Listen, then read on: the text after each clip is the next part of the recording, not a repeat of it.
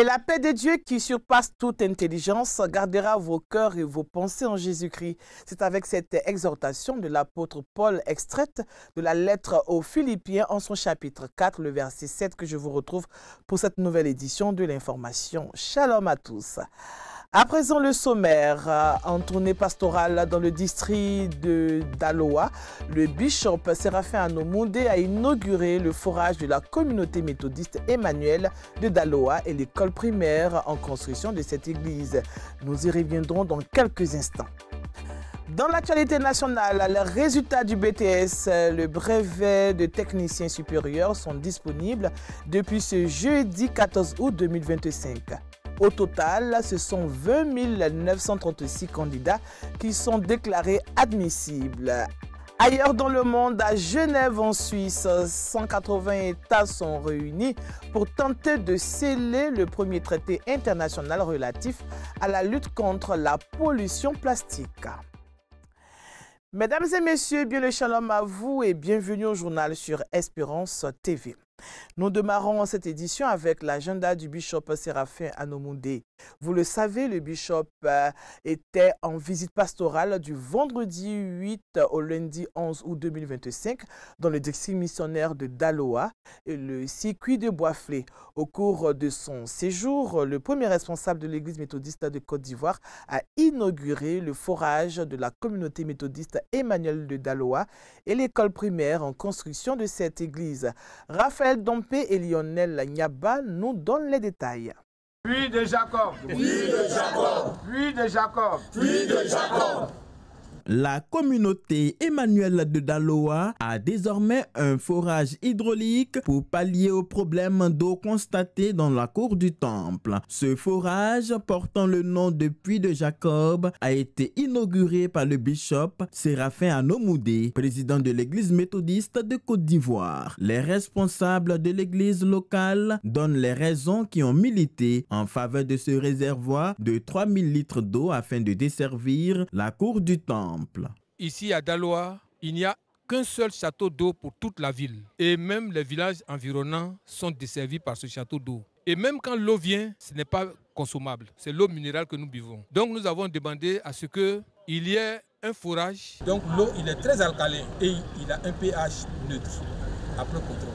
À côté de cette réalisation de 142 mètres de profondeur, les fidèles sont à pied d'œuvre pour la construction d'une école primaire, initialement prévue pour servir de cadre d'enseignement à l'école du dimanche locale. Cet établissement scolaire en construction sur un espace de 150 mètres carrés viendra renforcer le patrimoine de la communauté et fera le bonheur des habitants en termes d'éducation. Nous aspirons à ce que ça devienne une école primaire, d'abord un jardin d'enfants et puis une école primaire pour commencer par les premières classes et par derrière en projet un établissement secondaire de telle sorte que les enfants en commençant par le jardin continuent au primaire et terminent au secondaire.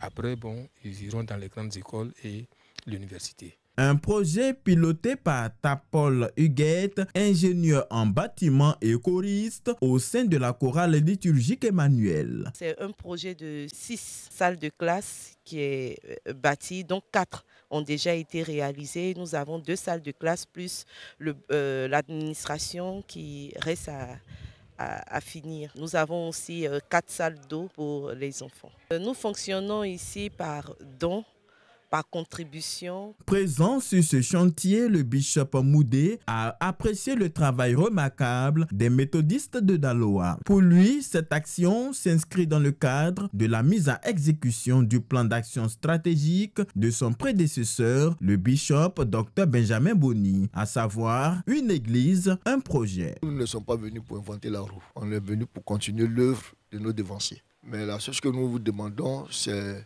de faire des résultats encore, de progresser parce qu'on n'est plus seul sur le terrain. Il faut investir. Et je pense que ça va donner une force financière à l'église locale. Le nombre de salles est adapté, puis ça peut prendre aussi jusqu'à 30 à 40 enfants. Donc c'est déjà un bon projet et nous sommes vraiment heureux et fiers. C'est ça qui fait notre joie aujourd'hui avec Daloa. Merci pour ce travail déjà abattu. Notons que l'ouverture de cette école primaire de 6 classes allant du CP1 au CM2 et une administration est prévue pour la rentrée 2026-2027. Direction dans le district de San Pedro, la journée méthodiste de la louange a donné lieu à une célébration particulière dans ce district. À Boignicro, un culte de reconnaissance et d'hommage s'est tenu le dimanche 10 août. Le reportage de Guy Aloka. L'église méthodiste de Boignicro, dans le district de San Pedro, a clôturé en beauté le dimanche 10 août 2025 au cours d'un culte, les festivités marquant la journée de la louange de l'église méthodiste de Côte d'Ivoire. Ce culte, présidé par le très révérend pasteur Félix Béhi, surintendant de ce district, s'inscrivait également dans le cadre des commémorations des 50 ans d'existence du directoire musical national. L'église méthodiste de Côte d'Ivoire, la louange est un pilier très essentiel. Et la Bible nous dit que Dieu siège dans la louange. Si les oiseaux louent le Seigneur, qu'est-ce que nous les hommes nous attendons? À l'occasion du jubilé du directoire musical national, plusieurs pionniers de la louange du circuit de Boignicro ont été honorés pour leur fidélité et leur dévouement. Des médailles et diplômes leur ont été remis en témoignage de leur engagement au service de la louange. Parmi ces distingués, un prédicateur à la retraite saluant ainsi son dévouement exceptionnel et sa précieuse contribution au service spirituel de la communauté. Depuis 1991, je suis choriste.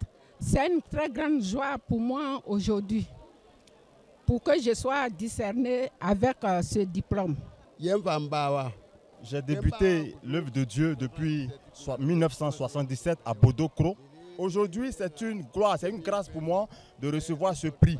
Alors je demande une prière à Dieu de me donner une santé. Cette cérémonie a été animée par diverses prestations musicales. Plusieurs chorales se sont succédées, offrant un répertoire varié, mêlant chants liturgiques et mélodies traditionnelles baoulées, créant ainsi une ambiance d'adoration profonde tout en renforçant l'harmonie entre foi et culture locale.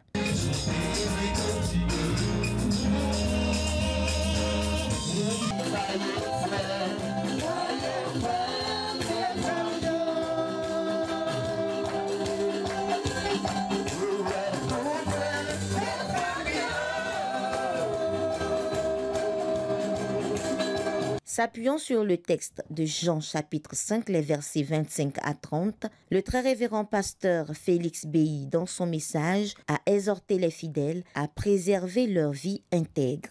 Bien-aimés, n'obéissons pas à l'injustice. Nous avons l'obligation de choisir le bien. Pour nous-mêmes, pour nos églises, pour nos familles, pour notre nation bien-aimée, la Côte d'Ivoire, pour que nous vivions dans la paix. Recherchons le bien de tous, pour que la bénédiction soit notre partage. Cette journée de la louange, riche en émotions, en musique et en enseignement, a permis au district de San Pedro de rendre hommage à ses pionniers tout en renouvelant la foi et l'engagement des fidèles dans le service du Seigneur. Une triste nouvelle dans ce journal, de retour d'une mission de soutien à Boaké. Un convoi ayant à l'intérieur des fidèles méthodistes de Bethesda de Bingerville a été victime d'un tragique accident de la circulation. En signe de solidarité, le très révérend Michel Lobo, secrétaire de la conférence, par ailleurs surintendant du district Abidjan-Nord, a conduit une délégation pour apporter le soutien de l'Église à cette communauté. Dis merci à Dieu pour la communauté Bethesda de Bingerville, pour nos frères et sœurs. Dis merci à Dieu. Dans la nuit du 2 août 2025, un drame est survenu sur la communauté Bethesda de Bingerville. De retour de mission à Boaké, ils ont été victimes d'un accident sur l'axe de Bodo le samedi 2 août 2025. Pour marquer leur soutien à la communauté, le bishop Séraphin Moudé a dépêché une délégation conduite par le très révérend Michel Lobo, secrétaire de la conférence de l'église méthodiste de Côte d'Ivoire. Ce dernier a été accompagné par une délégation du district Abidjan Nord et de la conférence. Le bien pour la vie, le mal pour le jugement. Telle a été l'exhortation donnée par la très révérende docteure Pierrette Haïté Begré pour inciter le peuple de Dieu à avancer malgré l'épreuve.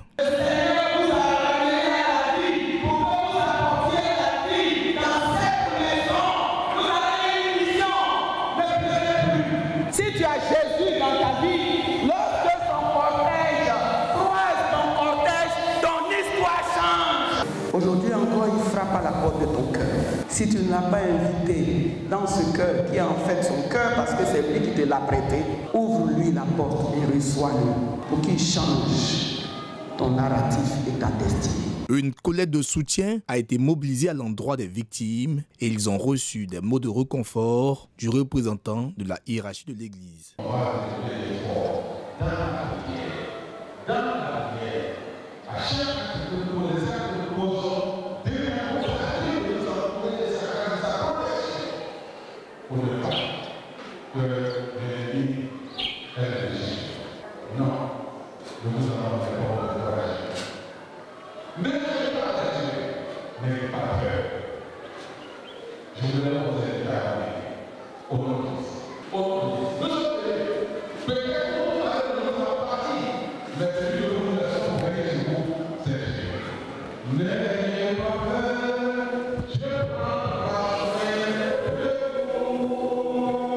À la suite de son intervention, un don a été fait au conseil paroissial au nom de la conférence et du district Abidjan Nord. À la sortie du culte, le secrétaire de la conférence et toute sa délégation ont visité les familles éprouvées. Toutes nos prières vont à l'endroit de la famille endeuillée et souhaitons prompt rétablissement aux blessés. Actualité nationale, l'enseignement supérieur, les résultats du BTS, le brevet de technicien supérieur, sont disponibles depuis le jeudi 14 août 2025. Au total, ce sont 20 936 candidats qui sont déclarés admissibles, soit un taux de réussite de 40,40%. Contre 38,39% en 2024, une progression de 2,09%. Les candidats disposent de 3 jours à compter de ce vendredi 15 août 2025 pour induire leur réclamation uniquement sur le site www.examen.net. Nos félicitations aux admis et nos encouragements aux recalés. Nous parlons maintenant de Carité. La campagne de commercialisation des produits du Carité pour l'exercice 2025-2026 est ouverte et le prix du kilo a été fixé à 250 francs CFA. Les images. Face à l'immense potentiel du Carité, le gouvernement a décidé de mettre en place une stratégie de développement de la filière. Une stratégie articulée autour de la structuration et la professionnalisation des acteurs, l'organisation de la collecte et de la production, la transformation locale et la commercialisation des produits bruts et transformés du Carité. En attendant l'élaboration de cette stratégie, plusieurs décisions ont été prises pour la campagne 2025-2026. Le prix de 250 francs par kilogramme, c'est un prix minimum obligatoire pour tous les acteurs qui vont intervenir dans cette commercialisation. Il s'agit également des mesures d'interdiction des exportations de l'amande du Carité par les frontières terrestres. La filière Carité représente un enjeu économique et social important pour les communautés rurales, en particulier pour plus de 152 000 femmes. Mais la filière fait face à plusieurs défis conjoncturels, notamment la fluctuation non maîtrisée des prix marchands de l'amande et la prolifération des circuits commerciaux informels parfois illicites. À ces difficultés s'ajoutent les contraintes structurelles liées à l'inorganisation des acteurs. Pourtant, le fort potentiel du secteur est quant à lui incontestable. Au regard de la demande mondiale de beurre de Carité et de produits dérivés qui est en croissance soutenue. Cette demande est portée principalement par les industries cosmétiques et agroalimentaires. En 2024, le marché du beurre du cacao intégrant le Carité était évalué à 2,4 milliards de dollars. Ailleurs dans le monde, à Genève, en Suisse, 180 États se sont réunis pour tenter de sceller le premier traité international relatif à la lutte contre la pollution plastique. On regarde. À Genève, 180 pays se sont réunis au siège des Nations Unies pour tenter de sceller le premier traité international contre la pollution plastique. Le président de session, le diplomate équatorien Luis Valles Valdivieso, a présenté un texte de 31 articles qui a été immédiatement rejeté par la majorité des délégations, notamment en raison de l'absence de toute contrainte sur la production de plastique vierge. Nous avons besoin d'une percée. Nous en avons besoin maintenant. Il ne nous reste que très peu d'heures et hier, à un moment donné, tout semblait bloqué. Il faut désormais faire bouger les choses pour avancer plus vite. La Colombie, le Chili, le Mexique, le Panama, le Canada, l'Union européenne et plusieurs nations insulaires du Pacifique ont critiqué le texte. Pour le Panama, c'est l'ambition du traité qui est en jeu. Le Panama, comme de nombreux autres pays, continuera à exercer des pressions jusqu'au dernier moment. Avec seulement 40 heures pour conclure un accord, il fallait être sûr de pouvoir réellement éliminer la pollution plastique. Nous ne sommes pas simplement venus pour signer un texte, nous voulons un accord qui mette fin à cette pollution. Face à ces critiques, les industriels du plastique défendent leur vision. Pour Ross Eisenberg, président d'America's Plastic Makers, un consensus est encore possible grâce à l'économie circulaire. Cet accord a toujours existé de manière implicite. Il permet d'offrir une gestion des déchets aux 2,7 milliards de personnes dans le monde qui n'y ont actuellement pas accès. Il favoriserait l'économie circulaire, en d'autres termes, prendre ce plastique et cesser d'en faire un produit à usage unique, lui donner la possibilité d'être réutilisé et refabriqué encore et encore, tout en continuant à réduire nos émissions et à améliorer notre qualité de vie. Les ONG ont dénoncé le texte comme un cadeau à l'industrie pétrochimique et une trahison de l'humanité, pointant l'absence de mesures concrètes face aux 120 millions de tonnes de plastique présents dans les océans.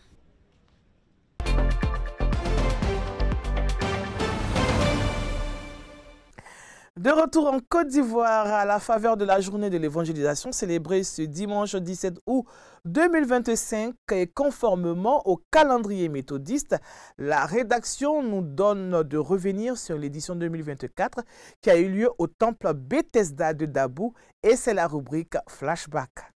Le roi dit mangez les dias là. Il faut que des gens mangent. Donc il dit à ses serviteurs, allez dans les carrefours, allez dans les coins de rue, allez au marché, allez partout où vous pouvez partir. Et tout ce que vous allez trouver, qu'il soit bon, méchant, mauvais, sale, mal habillé, dites-leur de venir manger. Les invités inattendus des noces. C'est autour de ce thème que se sont tenues les festivités de la semaine nationale dédiée à l'évangélisation dans notre église. Cette année, c'est le district ordinaire de Dabou qui a accueilli l'équipe de la cellule d'évangélisation classique qui, pendant cette semaine, a sillonné 15 localités du district en vue d'apporter la bonne nouvelle aux non-croyants. Au cours du culte officiel tenu au temple Bethesda de Dabou, la première responsable, la révérende pasteur Béké Béatrice, a dressé le bilan de cette campagne d'évangélisation. Le travail consiste en 2 phases. Il y a d'abord la première phase qui se passe en matinée, ce que nous avons toujours appelé les porte-à-porte et les campagnes plein air, c'est-à-dire entrer dans les familles pour partager l'amour de Dieu ou se mettre à des carrefours ou au marché pour prêcher l'évangile. Et 15 localités ont été sélectionnées à Dabou. Ainsi donc, les personnes rencontrées du lundi au mercredi, 1652 personnes ont écouté l'évangile. Est-ce qu'on peut acclamer le Seigneur pour cela? Il faut acclamer très fort le Seigneur.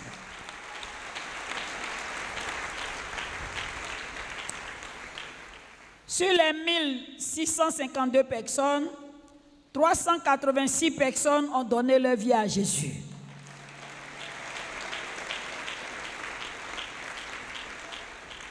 Et nous aimons faire la différence entre ceux qui n'ont jamais été dans une église, qui n'appartiennent pas à une communauté, qui ont accepté de donner leur vie à Jésus, que nous avons appelé des personnes converties sans église, il y en a eu 91 personnes. Le reste, c'est des chrétiens rétrogrades qui ont abandonné la voie du Seigneur et cette semaine qui a été encouragés à revenir à Dieu et à reprendre le chemin du Seigneur. Dans son message, la révérende pasteur Béké Béatrice a exhorté le peuple de Dieu à leur emboîter le pas pour poursuivre l'œuvre de l'évangélisation pour qu'il y ait de la joie dans le ciel. Une action qui s'inscrit dans la vision de l'Église cette année. Le représentant du bishop a donc saisi l'occasion pour traduire les encouragements du premier responsable de l'Église méthodiste de Côte d'Ivoire. Le bishop m'a demandé, révérende, de vous saluer et par votre personne saluer la cellule d'évangélisation, mais en des thèmes très clairs, parce que hier, le secrétaire n'a pas hésité de nous le dire, en termes d'encouragement, en termes de félicitations et en termes de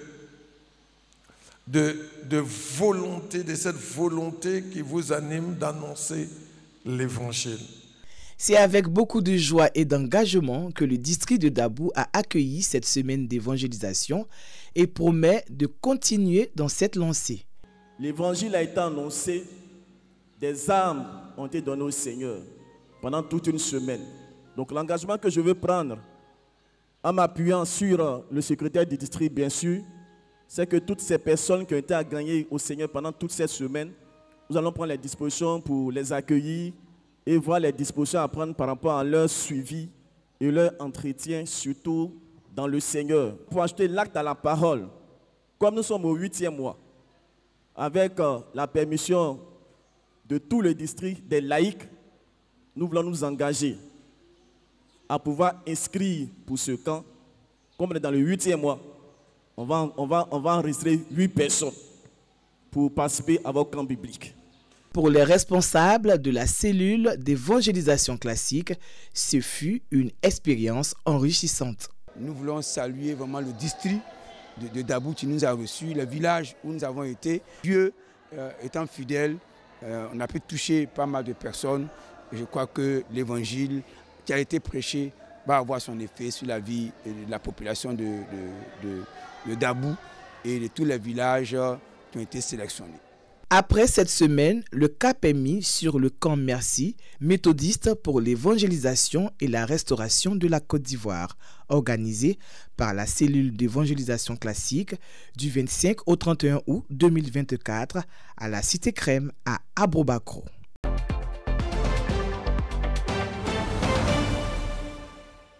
C'est ici la fin de cette édition. Merci de votre aimable attention. Excellent week-end à vous et bonne fête de l'évangélisation à tous les évangélistes de l'Église méthodiste de Côte d'Ivoire. À bientôt.